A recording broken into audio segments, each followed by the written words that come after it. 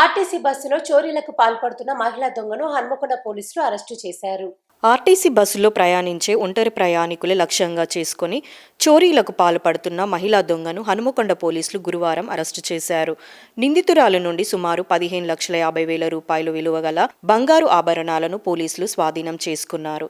ఈ అరెస్టుకు సంబంధించిన హన్మకొండ ఏసీపీ దేవేందర్ రెడ్డి వివరాలను వెల్లడిస్తూ, వరంగల్ శివనగర్ ప్రాంతంలో నివాసం ఉంటున్న కట్రోజు విజయ భర్త కార్పెంటర్గా పనిచేస్తూ వచ్చిన ఆదాయంతో అతను మద్యం సేవిస్తుండడంతో ఇంటి అవసరాలకు డబ్బు లేకపోవడంతో పాటు ఇల్లు గడవడం కష్టం కావడంతో సులభంగా డబ్బు సంపాదించాలనుకుంది. ఇందుకోసం బట్టల దుకాణాల్లో చోరీలతో పాటు బస్సులు, రైళ్లు, ఆటోలో ఒంటరిగా ప్రయాణించే ప్రయాణికులే లక్ష్యంగా చేసుకుని బంగారు ఆభరణాలు చోరీలకు పాల్పడేందుకు నిందితురాలు సిద్ధపడింది. ఇందులో భాగంగా నిందితురాలు మొదటిసారిగా ఖమ్మం నుండి రైల్లో వరంగల్కు వస్తున్న క్రమంలో తొలిసారి మహిళ బ్యాగు పర్సులో చోరీకి పాల్పడి పోలీసులకు చిక్కి జైలు వెళ్లింది.